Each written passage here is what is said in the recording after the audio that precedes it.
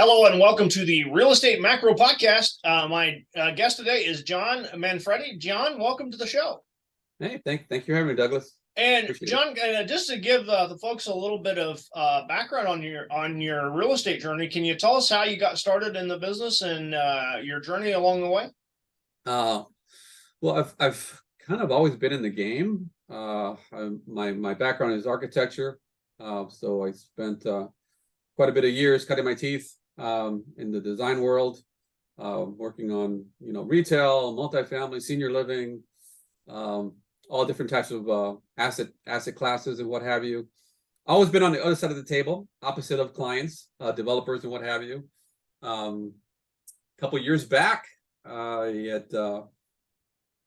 left the profession for a while. I started a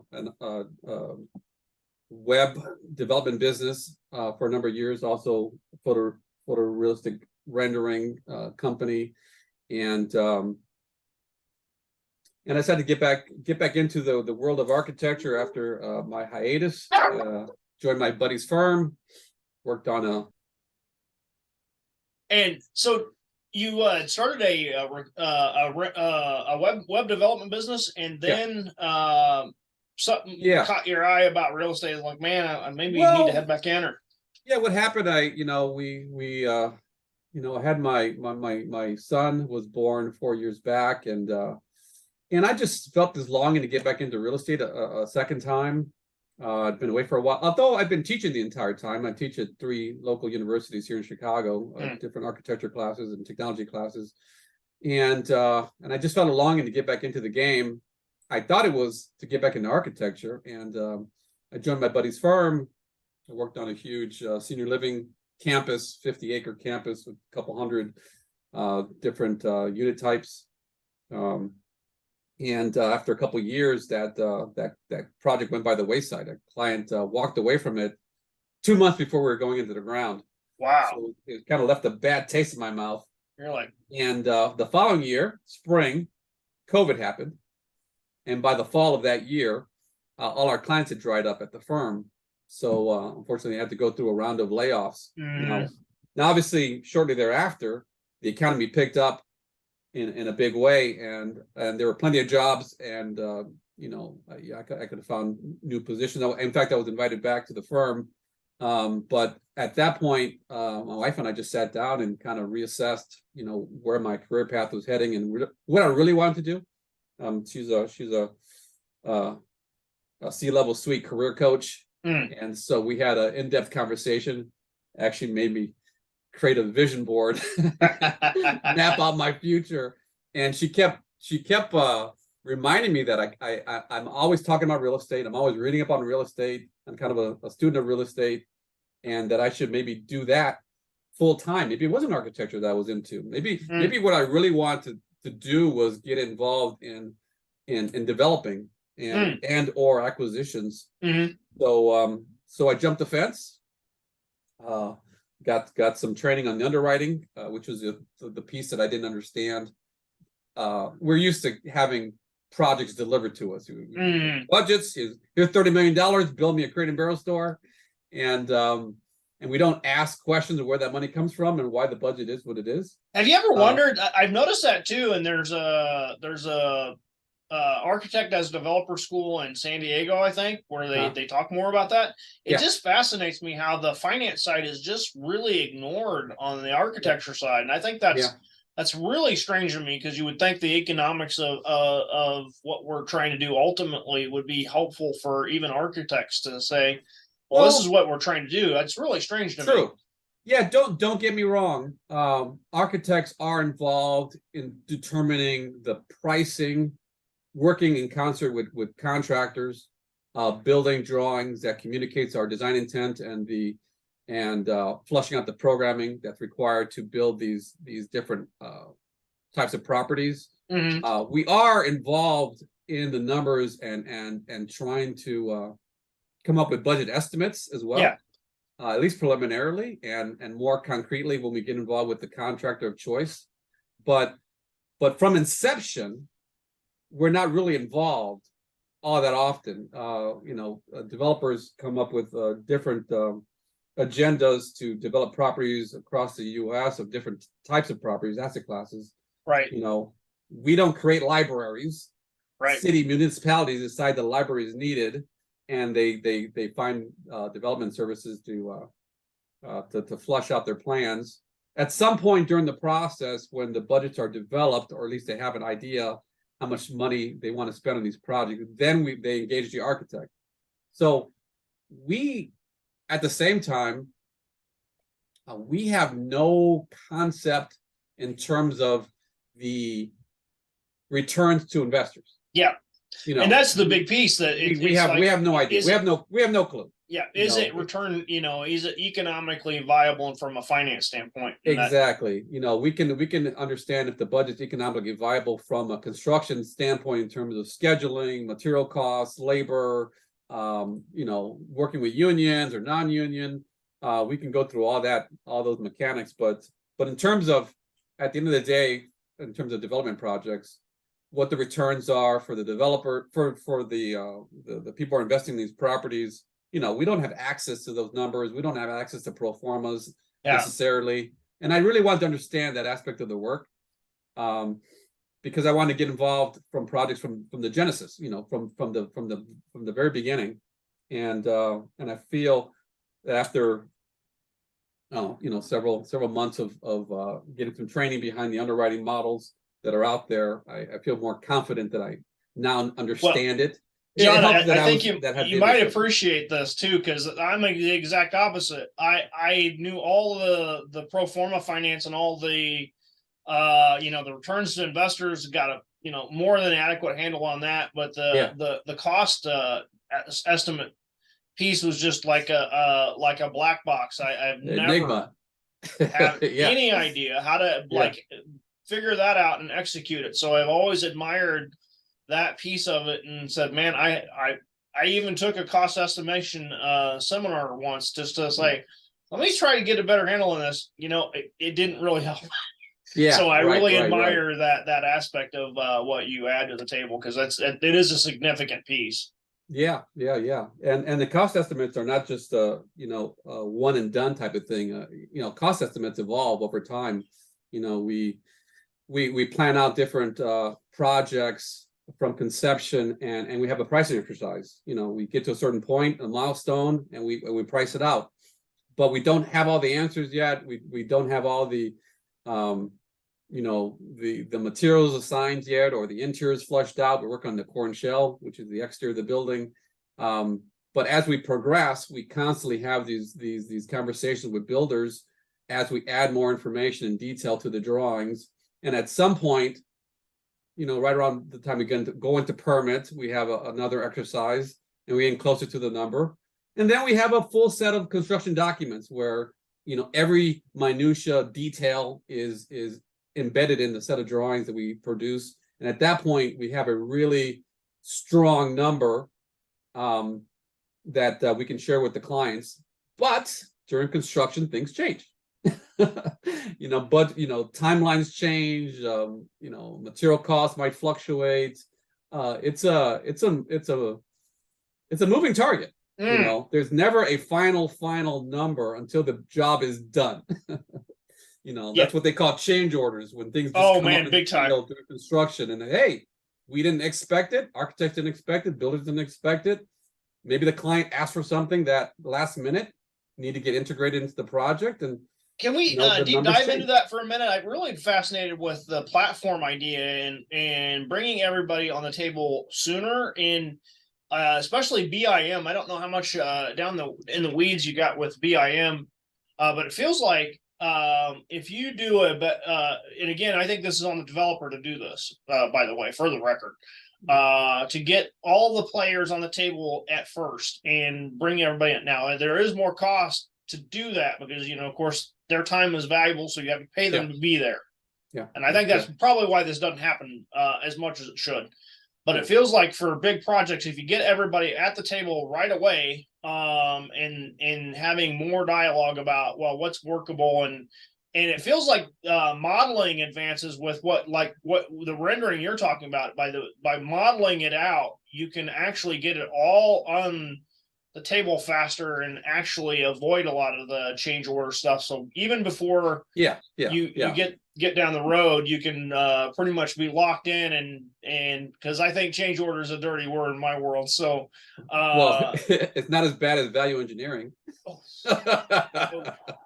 If anybody knows what that is. Oh man, that's when we start taking back part of the design to meet the number. That's when architects and developers, that's when the you know, it's a love-hate relationship, and it starts to become hate when it comes around to value engineering. Oh, I know. It's like it's an ugly thing, and you know, but again, the client has their number. Yeah. And again, we're not privy to why the number has to be what it is, but on their side of the equation, there are investors involved on the back end that have to meet their metrics. They have to meet a certain IRR, they have to meet a certain multiple. You know, we don't know that. We have no concept. Builders the same way. They have no idea what's going on behind the scenes.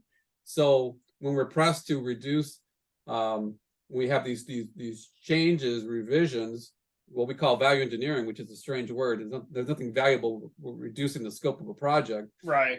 You know, it has to meet the returns that they're expected, because they can't go back to their investors. They can't go back, you know, to the well and ask for more money late in the game, because everyone's returns get dropped.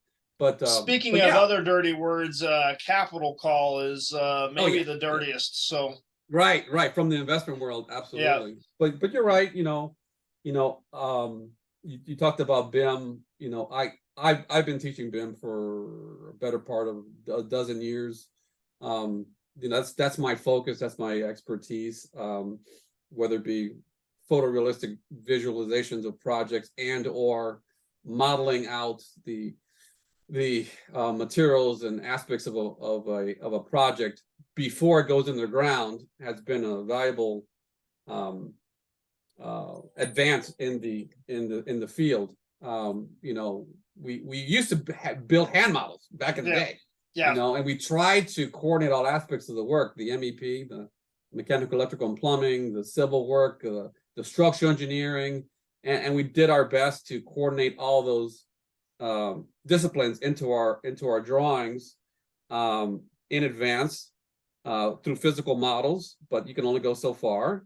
But with advances in BIM, we can now you know, cross-coordinate all the models three-dimensionally and take virtual tours of the model long before it goes in the ground. You know, so these issues with, you know, ducts hanging below the ceilings when they were supposed to be visible, and you know, plumbing and pipes and wiring in inappropriate locations, all those change orders that come into play, they should very well go away, because that starts with the architect. We work with our consultants as a team. We integrate that into the model. We share the model with the builder, with the contractor, and they do their own clash detection system to make sure that there aren't any issues three-dimensionally using a basis of our model. And it saves time and money. You know, we can give clients now tours of entire buildings well in advance, you know, years in advance of the finished product, and it saves tons of money and tons of coordination and tons of finger pointing, and reduces the aspect of value engineering that we can control. Now, obviously, we can't control material costs. Right. We can't control labor. We can't control unions. You know, we can't control, you know, the cost of shipping across the waterways. We can't control how much water is in the Mississippi that's causing, you know, problems with shipping these days.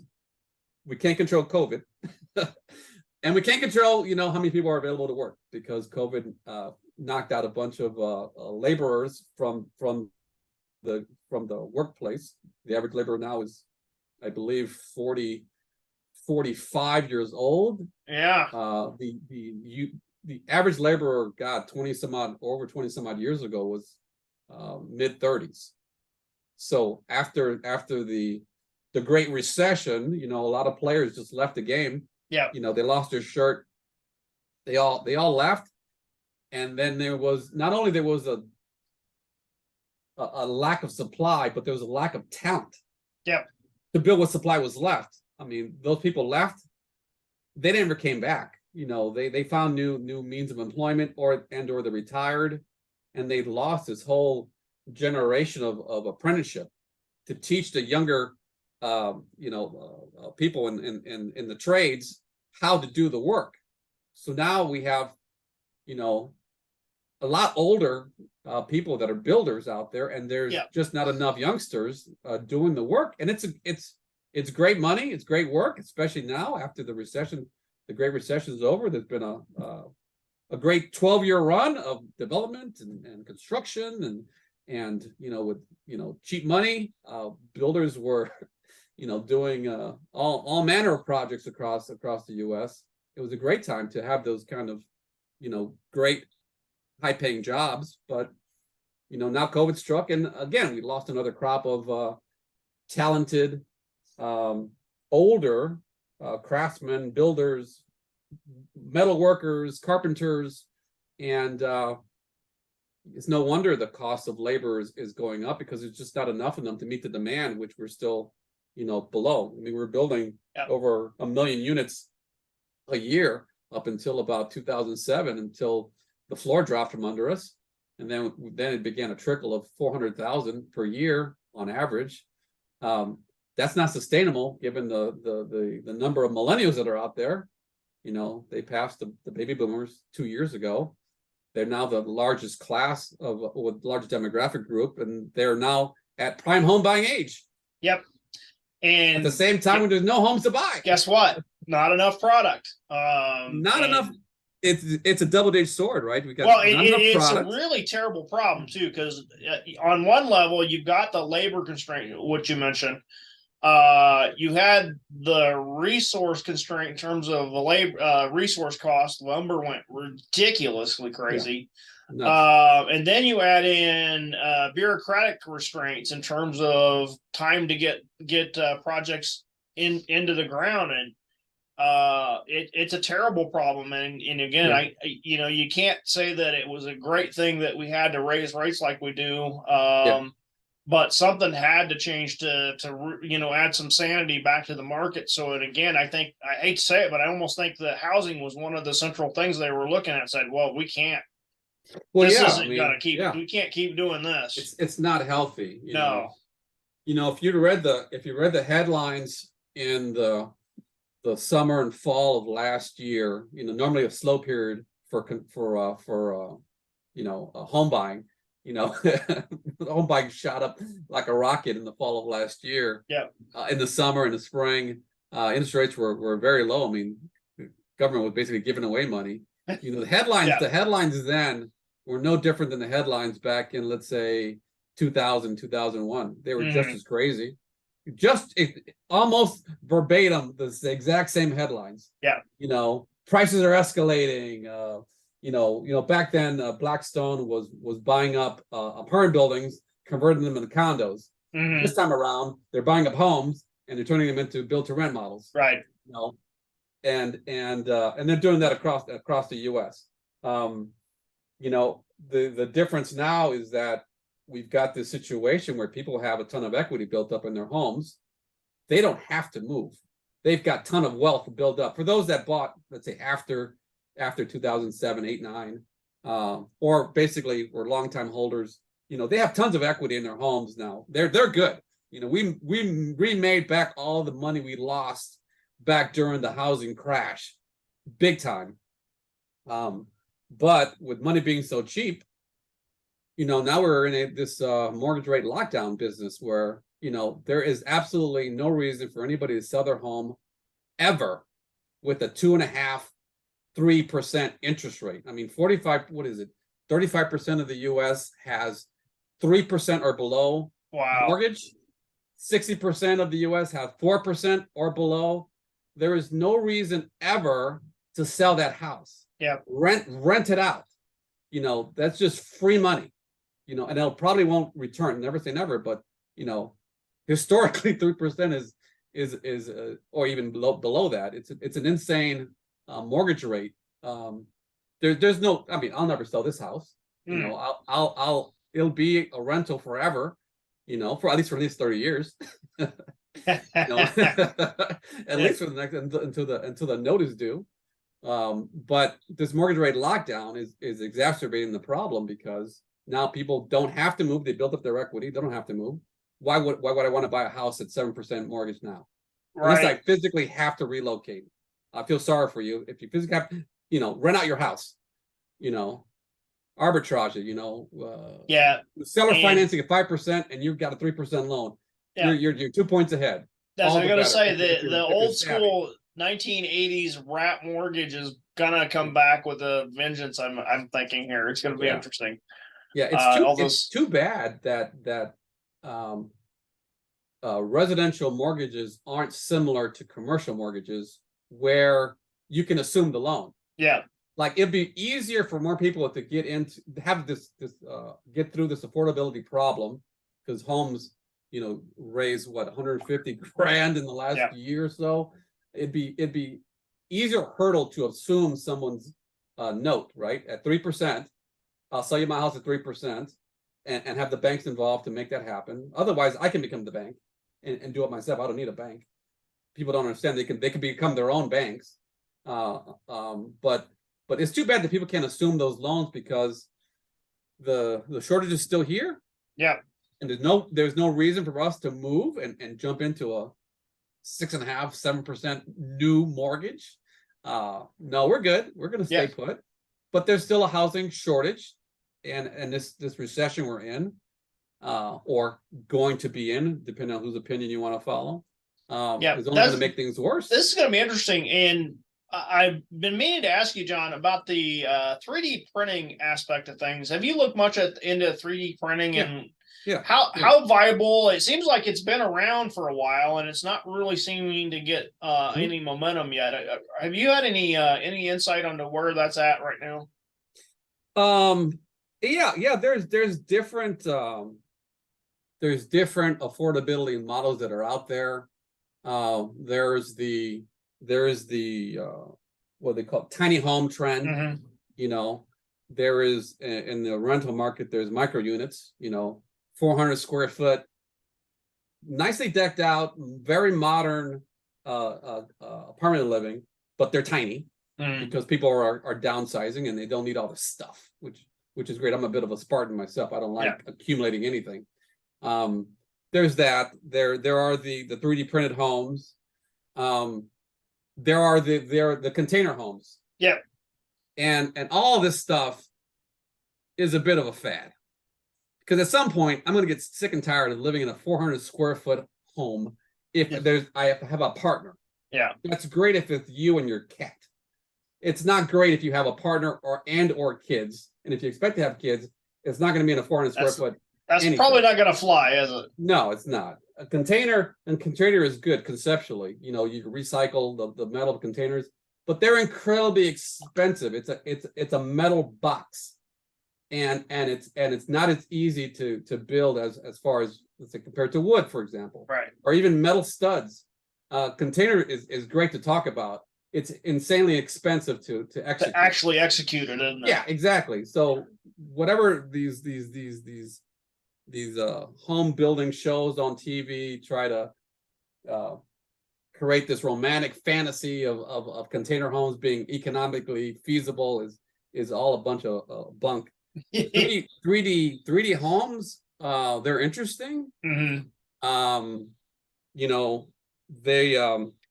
What you have to realize is that those homes are typically made out of concrete. Right. How do you add an addition onto a home that's made out of concrete if the walls are 1 foot thick of concrete? How do you add an addition or another level? Another level would be easier, but let's say you want to expand on that house. Maybe you want to add a few more rooms. Let's say you're gonna live on it, for 30 some odd years. You're gonna make it your home for a while. Families grow, they expand. How do you do that with a 3D printed concrete house? B, aesthetically, I mean, they look like a dung heap. They look ridiculous. Design wise, they're just goofy looking. Yeah, they're not exceptionally aesthetic, are they? No. Sure, if you want to live in a modern Hobbit house, Sure, they had this experiment out in the desert back in the 60s and 70s. What's it called? Acrosanti or something out in the desert in Arizona. Okay. Yeah, that didn't work out so well. No one's actually living there. It's a nice place to visit. Right. But these are pipe dreams until they make the materials something a little more flexible in terms of expanding the footprint of the house and adding additions. And no one's you're living in a bunker. Think about that. Yeah. You're living in a bunker that looks like rolls of toothpaste mound up 10 feet high. Conceptually they're just aesthetically not pleasing, and they're basically caves. Now what I do like is manufactured housing in a factory. Elon Musk is working with some teams. Yeah, there's Boxable, and then there's S2A Modular is another great looking company that I've seen out there. Conceptually, those are great. We had a development we had planned on. This entire campus we were working on 50 acres was meant to be a modular, literally Lego blocks. We would build entire apartment units in a factory, have them shipped to the site and assembled. And they even had roofs that would flip over on and cover the house. They were on hinges. They were large enough to fit on a flatbed. There's certain constraints, obviously, in terms of sizes, but they were the perfect size per unit in terms of square footage. Working in a factory, no issues with weather. Yeah. No issues with manpower. No deliveries just via freight, basically freight costs. And a lot of quality control in place when you have this repetitive kind of Henry Ford a-la-esque assembly line. It seems like everyone's become exceptional at their a reduction in waste significantly too when it's engineered like that. Yeah, absolutely. Now obviously there's pros and cons to some of these companies. They have some companies along the Elon Musk, the ones that he's invested in. They're very compact. They're nice looking homes. They're very modern, but they're all the same. And I don't like having a community of the Stepford Wives community where everything looks the same. Edward Scissorhands community where it's the same house, but it's pink and yellow and green. Just the monotony of that is scary to me. But yeah, they have to have an element of customization, and luckily the company that we were looking at would they would build the interiors to our specifications within their footprint. They have a certain square footage, width and length parameters in terms of size, and we can skin the building ourselves. Nice. So on site, we can dress up the exterior whichever way we want. We're not beholden to their designs.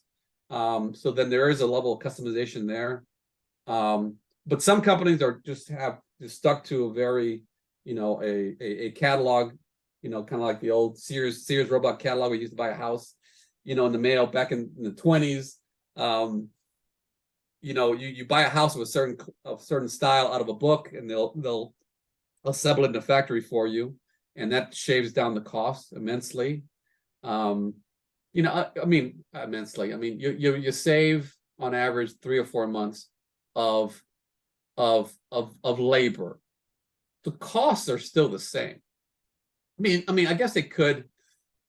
There are some savings in terms of buying materials in bulk. But if you're doing a development, if you're a Pulte, you're doing a large, 200 unit development, they're already buying their materials in bulk anyway. So there's no real savings in that regard. But there's time savings. They can literally save you 3 or 4 months from your construction schedule. So instead of delivering in 12 months, you can deliver in 8. That's amazing. That's an amazing thing. The sooner you deliver, the better, because again, we don't know where the future is. Future's like the sooner we deliver, the better it is on the project for everyone involved. Well, and that does seem like an interesting, in terms of development risk, it does seem like an interesting component. The longer your time frame from conception to execution, it does feel like that introduces significantly more risk the longer the forecast is out there, and it's it's a part of the fun of being a developer for sure. But that is so true. All these companies that are doing some companies are doing panelized systems. They're building, walls. We should do the same thing at Crate and Barrel. We designed the stores. We just have a modular system that were the same and just replicated for multiple stores. These companies are building panel systems on exteriors or interior panel walls that connect again, like a Lego kind of system. Some people are just building individual rooms, like let's say a bathroom, and they need 200 of them for a hotel or for a multifamily. Building out a bathroom, things that you can control that aren't going to change much, that are very similar. All the better. So I guess it has to be a combination of flexibility and design and savings at the end of the day in terms of time.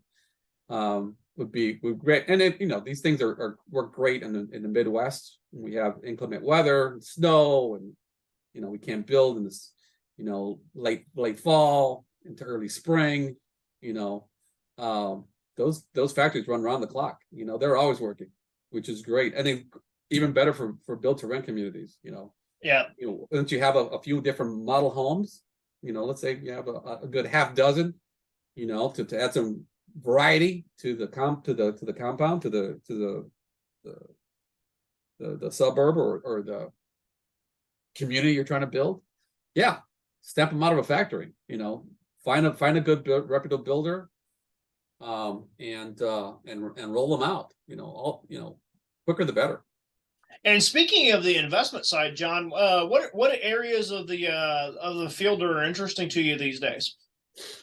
Well, given the Fed has telegraphed their plans. They do it every quarter. They release the summary of economic projections every quarter, which kind of gives you some insight into their thinking. They also do their little dot plan that shows the 19 Fed policymakers and where they voted for interest rate, where they feel things are heading. So given that they basically told us, rates are going to go higher next year. We're at 4.6, 4.4 at the end of this year. They're planning to go up to 5.1 during next year, before going back down to 4.1 in 24 and back to below 3 in the Fed rate by 2025. It's basically a 3-year plan. Expect a lot of pain. So when you look at that information, I think, what kind of projects have that kind of window, that kind of lengthier window? If we're in a recession or going into a recession that typically lasts, on average 10 months, what can we deliver that outside of that 10-month window? And frankly, it's, as far as I'm concerned, it's new development, new construction. Personally, I'm looking for land. I'm looking to build. Luckily I don't have the same sense of the market as most people that are in this space. I come from the building world, construction world, design world. So, I prefer new. I prefer, building ground up developments. But I can wear many hats. I can, reposition a hotel into multifamily. I can build new ground up development. I prefer gut rehabs, just taking the building down to its studs. I like gutting 100-year-old buildings as much as 70-year-old buildings, 60-year-old buildings. And value add deals. What I don't like is competition. What people find complicated, I find relatively easy and streamlined and just simpler. So given the fact where the economy is headed, I think long-term play is look for land. These development projects, if there's entitlements involved and any kind of zoning changes and what have you, depending on where you're located, could take up to six months to a year, depending. Tie up some land and start getting some plans together. Yeah. That's what I'm doing. I agree completely with you. I think this is, a lot of there's a double-edged sword. It is really challenging to raise equity right now.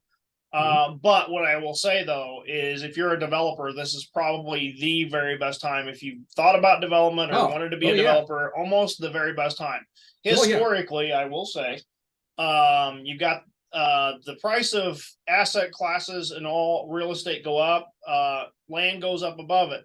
And then guess what happens when that goes down, land gets cheaper. And that's exactly what we're finding now. That's what we're looking at, and so the elasticity of the price of dirt is probably good. So if you have a development bent right now, I personally believe I think this is the most bullish I've been on development in a long time, and I'm really excited to be in the space. I'll tell you that. Yeah, absolutely. I mean, we're looking at, let's say a development goes in the ground next spring, summer, a year after that, it'll be delivered. Yeah. Depending on what vehicle you're using. And guess what? My macroeconomist in me has a pretty good feeling that rates are going to be significantly lower by the time you're looking for permanent financing on all that. So again, some people are freaking out. Oh, rates. Well, guess what? They aren't going to stay this high. No, not at all. Not at all. No, there's a couple things actually happening at the same time. The world's manufacturing base was shut down for such a long time. They spent last year catching up. They're catching up. They're overproducing. They're over delivering. They're trying. Obviously, the shipping rates were incredibly high, exorbitant last year. They've come down. So at the point when all this influx of supply arrived to our shores, at the point when the bottleneck in transportation costs have diminished, at the point when the shipping rates have reduced, at that exact same point, we're supposed to receive all of these materials and whatnot. Builders are backing away. It feels like Wayne Gretzky would have been a good real estate developer. Wayne Gretzky says, "I don't skate to where the puck is. I skate to where the puck is going." And exactly. It feels like that's the game that we're working with here right now, and it feels. I feel like I don't know. I just feel pretty bullish right now. I'm really excited about it. Yeah, I mean the bigger players that are very price sensitive to interest rates. I'm not a big player into the development space, but the bigger players are backing away from their stadiums and their 500 unit hotels and their major projects for an assortment of reasons. Definitely interest rates are involved, but for a smaller player, this is a great time because guess what? That supply constraint we talked about, not magically gone overnight. I promise you. That supply constraint still the boogeyman waiting around. Now there are some questions about household formation in the 7 to 10 year frame, but I believe in the near term, household formation and all that are all still really bullish right now. And I'm let's build baby build. That's my hashtag is build baby build. Yeah, absolutely. I think the fact that these larger companies are laying off their projects are going to have their subcontractor be more readily available to work on these projects. I think the supply chain issue is going away at the time that there's a recession. We're in a bit of a recession. All the better for us because now we can buy materials on the cheap because now there's a surplus of materials. I foresee that in the spring.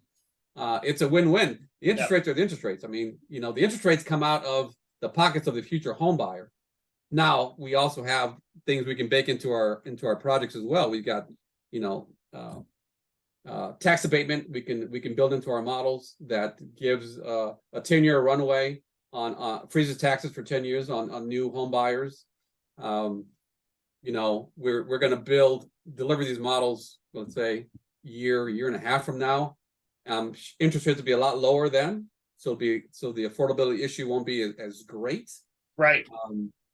And also at the same time, given that the costs of homes have escalated so much higher, the build to rent model is intriguing. We're at this tipping point where traditionally 65% of the U.S. are homeowners versus 35% of renters, but we're slowly becoming this renter nation where I've seen estimates where where it could become 62% homeowners and much higher renters, 38% or so, which means that there's going to be, we're not building that fast. We're not delivering that many units to the market on an annual basis for rental units. So, we're going to wind up having 95 plus occupancy rates, which just means that we're going to have to raise rents on that front. So in the long term, maybe, let's say by second quarter next year, is a good time to perhaps find some acquisitions that maybe people were underwriting their projects in a risky fashion a couple of years back, and their bridge debt comes due next year, and they didn't underwrite 6% interest rates or 7% interest rates. That's going to come a calling. And so I'm trying to figure out who they were a couple years ago and have conversations now to potentially take on. I mean, we're seeing it now. I mean, I spend a lot of time in Iowa these days looking at properties where most people aren't. And their prices are coming down, and people, they haven't had the come to Jesus meeting yet in terms of their price that they're asking. Yeah, it feels like I'm showing them conversation's going to have to happen pretty soon. It has to. Yeah. Like, okay, we're good. Yeah. Here's my number. Let's wait 4 months and see where you are then. Let's see where you're at then. Yeah. And I know you're undercapitalized. You don't have enough money in the bank to do your CapEx budgets coming out of your income. Your note's about due. The clock is running. And I'm not paying what you're asking today. I'm not paying retail. I'm going in and I'm making offers on acquisition front on where you're operating today. I'm not going to give you any credit for work I'm going to be doing, especially at 7%, 7.5%, interest rates. That's right. No, thanks. No, those days are over. You should have sold a year ago, and now we're in a different ballgame. Oh, for sure. And it's a long time coming. We spent 12 years in this crazy market. It's a good bull run, right? Which is this exact same thing that happened back in the late 90s into 2001 through 2001. I mean, it was nuts back then. And I bought a condo back in 2000.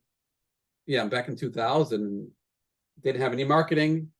They just had a raw building. And this is probably one of those projects that they were turning from apartments into condos. Mm-hmm. No marketing, no sales materials, a raw building with a bunch of wood studs. And they toured it with me like, well, you can buy it today, but next week it's gone.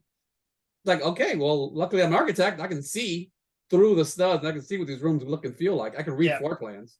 Right. So I get it. But that run lasted another, 7 years. Yeah. It was insane. So, we should have had a recession a couple of years ago. Yeah. 12 years is a long run. That's a long run. That's just that, it was bound to happen. And again, things are being overpriced, and it's not healthy. You don't want to buy a house with wavy contingencies and you don't want to go hard money day one on different acquisitions. I have friends who lost tens of thousands of dollars on hard money on acquisitions in Texas. Like, I don't play that game. That seems a bit absurd. Again, I like to go where there's no competition or lesser competition. So I have to agree that those markets got really heated. John, I want to thank you so much for joining us. If someone wants to participate with you and work with you, how do they reach out to you? What's the best way to get a hold of you? LinkedIn. I'm the only John Manfredy on LinkedIn. Feel free to LinkedIn for the win. Absolutely. Yeah, well, John, that will be in the notes, by the way, folks, of the show. And John, once again, thank you so much for coming on. I find your track record and your experience so fascinating, and I welcome you to the development side, because I think your background is just going to be an incredible asset to the development side, and look forward to following along and possibly working together someday down the road here. We'll see what we come up with. Absolutely. Welcome to it. If anybody have any questions about development, feel free to reach out to me. Love it. Thank you so much, John. Okay, take care. Bye-bye.